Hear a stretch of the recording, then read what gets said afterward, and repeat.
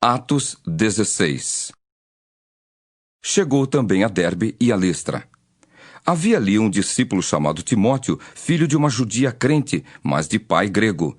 Dele davam bom testemunho os irmãos em Listra e Icônio. Quis Paulo que ele fosse em sua companhia, e por isso circuncidou-o por causa dos judeus daqueles lugares, pois todos sabiam que seu pai era grego. Ao passar pelas cidades, entregavam aos irmãos para que as observassem, as decisões tomadas pelos apóstolos e presbíteros de Jerusalém.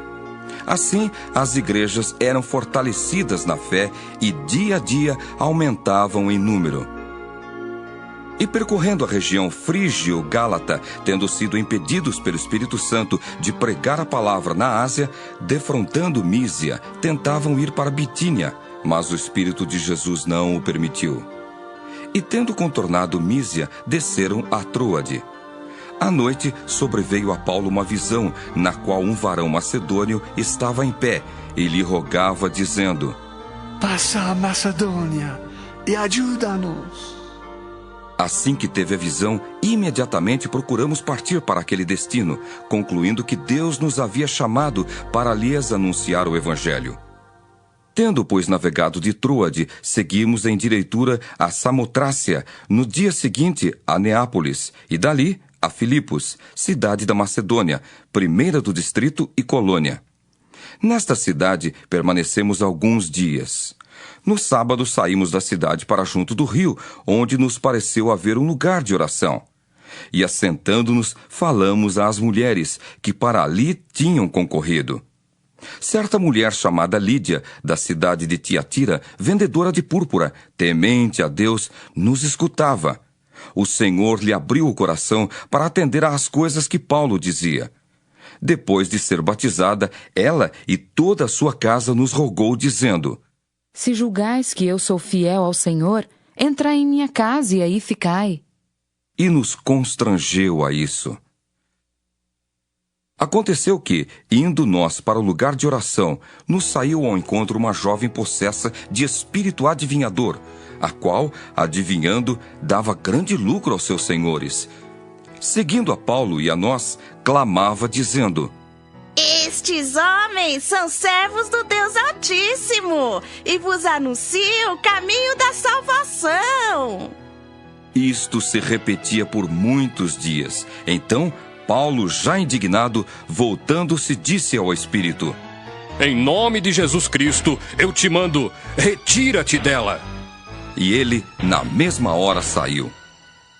Vendo os seus senhores que se lhes desfizera a esperança do lucro, agarrando em Paulo e Silas, os arrastaram para a praça, à presença das autoridades. E levando-os aos pretores, disseram: Estes homens, sendo judeus, perturbam a nossa cidade, propagando costumes que não podemos receber nem praticar porque somos romanos. Levantou-se a multidão unida contra eles, e os pretores, rasgando-lhes as vestes, mandaram açoitá-los com varas. E depois de lhes darem muitos açoites, os lançaram no cárcere, ordenando ao carcereiro que os guardasse com toda a segurança. Este, recebendo tal ordem, levou-os para o cárcere interior e lhes prendeu os pés no tronco. Por volta da meia-noite, Paulo e Silas oravam e cantavam louvores a Deus, e os demais companheiros de prisão escutavam. De repente, sobreveio tamanho terremoto que sacudiu os alicerces da prisão. Abriram-se todas as portas e soltaram-se as cadeias de todos. O carcereiro despertou do sono e, vendo abertas as portas do cárcere, puxando da espada, ia suicidar-se, supondo que os presos tivessem fugido. Mas Paulo bradou em alta voz: Não te faças nenhum mal, que todos aqui estamos. Então o carcereiro, tendo pedido uma luz, entrou precipitadamente e, trêmulo, prostrou-se diante de Paulo e Silas. Depois, trazendo-os para fora, disse: Senhores, que devo fazer para que seja salvo? Responderam-lhe: Crê no Senhor Jesus, e serás salvo tu e tua casa. E lhe pregaram a palavra de Deus e a todos os de sua casa.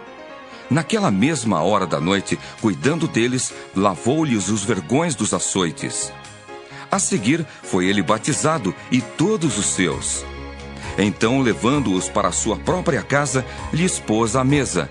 E com todos os seus manifestava grande alegria por terem crido em Deus. Quando amanheceu, os pretores enviaram oficiais de justiça com a seguinte ordem: Põe aqueles homens em liberdade. Então o carcereiro comunicou a Paulo estas palavras: Os pretores ordenaram que fosseis postos em liberdade. Agora, pois, saí e ide em paz. Paulo, porém, lhes replicou: Sem ter havido processo formal contra nós, nos açoitaram publicamente e nos recolheram ao cárcere, sendo nós cidadãos romanos. Querem agora, às ocultas, lançar-nos fora? Ah, não será assim. Pelo contrário, venham eles e pessoalmente nos ponham em liberdade. Os oficiais de justiça comunicaram isso aos pretores, e estes ficaram possuídos de temor quando souberam que se tratava de cidadãos romanos.